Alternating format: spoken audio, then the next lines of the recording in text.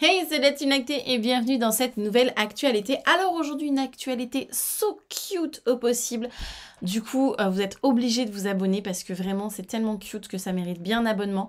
Enclenchez la petite cloche si jamais ce n'est pas déjà fait. Et surtout, si jamais vous n'avez pas le temps de vous poser pour regarder l'écran, ce n'est pas très très grave puisque je vous lis des actualités et on réagit ensemble dessus.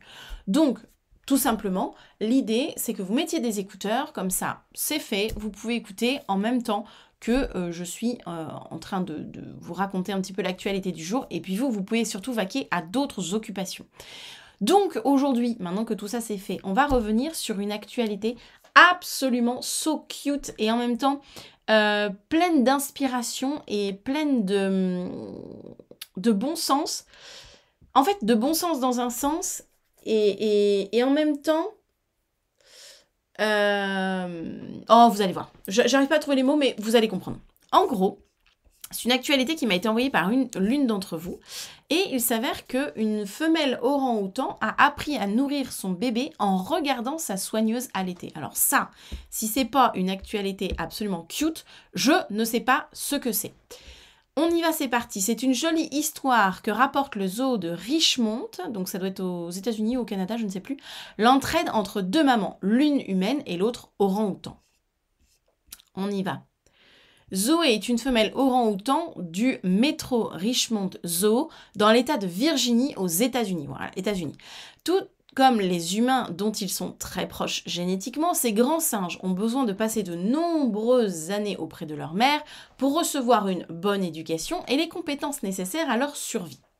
Malheureusement, ce ne fut pas le cas de Zoé, orpheline à seulement 9 mois. Aussi, lorsque la femelle est devenue mère pour la première fois, elle n'a pas su s'occuper de son bébé qui a dû être pris en charge et élevé par les soigneurs du zoo. Et lorsqu'elle a mis au monde son second bébé, l'histoire a commencé à se répéter. Mais c'était sans compter sur Whitley Turner, soigneuse animalière. Une aide surprenante mais efficace. La jeune femme qui venait elle-même d'accoucher a décidé d'intervenir et elle s'est rendue au zoo avec son nouveau-né Caleb pour montrer à l'orang-outan comment allaiter. Et miracle, seulement un jour après avoir eu le droit à cette démonstration en direct, Zoé allaitait son propre bébé. Donc je trouve ça absolument génial parce qu'on a finalement là une soigneuse qui vient montrer finalement à une femelle orang-outan comment faire avec son bébé, et finalement, eh bien, l'orang-outan va la copier. Et ce que je trouve intéressant dans cette histoire, c'est que, en fait, vous voyez bien que l'orang-outan va copier sa soigneuse, d'accord? Il va être dans le mimétisme, ok?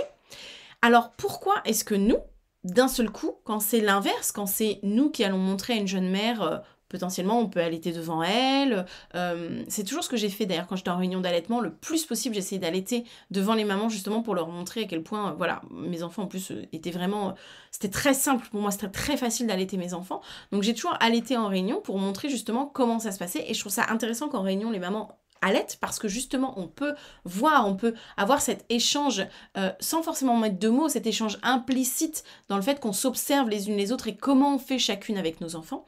Et donc, pourquoi est-ce que ça, on peut le faire en réunion d'allaitement? Pourquoi est-ce que des grands singes vont copier des êtres humains, leurs cousins, leurs soigneurs, leurs soigneuses en l'occurrence? Mais pourquoi est-ce que nous, on ne peut pas s'inspirer de la nature? Pourquoi est-ce que dès qu'on dit qu'on va s'inspirer de la nature, oh là là là, on n'est pas des animaux? Vous voyez, c'est cette remarque. Non, mais on n'est pas des animaux.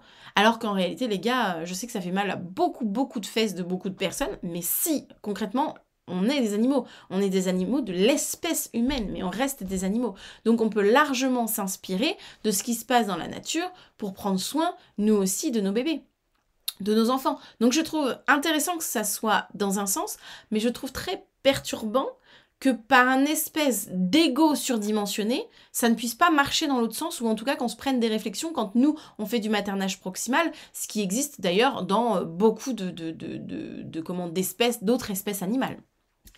Voilà, c'était mon petit point sur cette petite actualité. Je continue la lecture. J'avais seulement mon soutien-gorge d'allaitement et j'ai pu tout montrer à Zoé sans aucune pudeur, a expliqué la jeune femme dans la presse. Je voulais qu'elle puisse voir tout le processus parce que les orang-outans ne portent pas de t-shirt. Je voulais qu'elle puisse voir mes seins et voir Caleb s'installer, chercher le téton, puis boire le lait. Avec mon soutien-gorge baissé, j'ai tout exagéré et amplifié quand je l'ai pris pour que Zoé puisse voir comment le bébé allait au niveau du sein.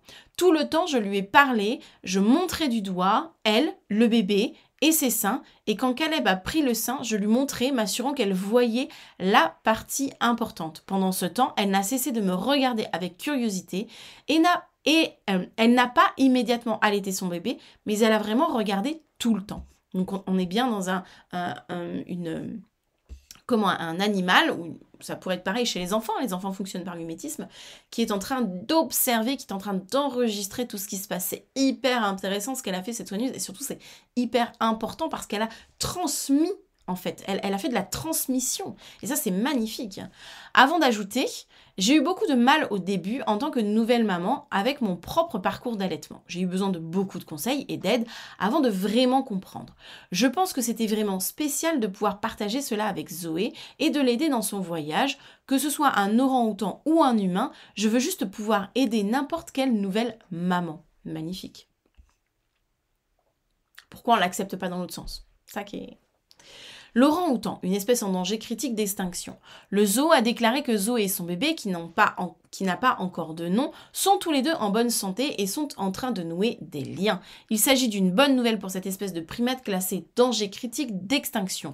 Outre la disparition de son habitat et le braconnage, l'orang-outan possède un taux de reproduction extrêmement bas, ce qui rend ces populations très vulnérables. Les femelles donnent ainsi naissance à un seul bébé à la fois, environ tous les 6 à 7 ans.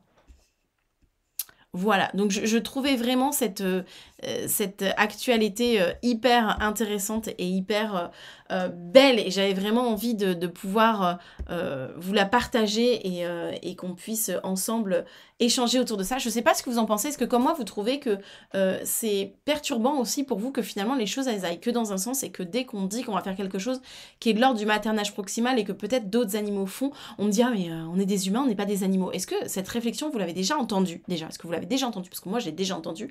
Et est-ce qu'elle vous a vous aussi perturbé, choqué, voilà? Est-ce qu'elle vous a embêté? Est-ce qu'elle est venue froisser comme ça votre instinct en vous disant mais en fait est-ce que ça va? Vous avez du mal? Est-ce que vous avez du mal ou pas avec l'idée que nous aussi, finalement, on est des animaux ou pas? Voilà, tout ça, c'est des débats qui sont pour moi hyper intéressants et j'ai vraiment envie de vous entendre sur ces sujets-là. Donc surtout, n'hésitez pas à commenter, n'hésitez pas à donner votre avis en commentaire. Je trouverais ça hyper intéressant qu'on puisse en discuter. Et puis, qu'est-ce que vous pensez tout simplement de ce geste que moi, je trouve absolument... Je pourrais avoir des étoiles dans les yeux. Enfin, voilà, je le trouve absolument merveilleux. Cette transmission comme ça de mère à mère, finalement. Hein. C'est une transmission de mère à mère aussi. Hein. Voilà, n'hésitez pas à me dire tout ça en commentaire. Sur ce, moi, je vous souhaite une bonne journée. Celles et ceux qui ont l'application à pas de mots allaitement savent pourquoi j'utilise cette expression. Je vous souhaite une belle voie lactée et puis je vous dis tout simplement à demain pour une nouvelle actu allaitée. Allez, ciao!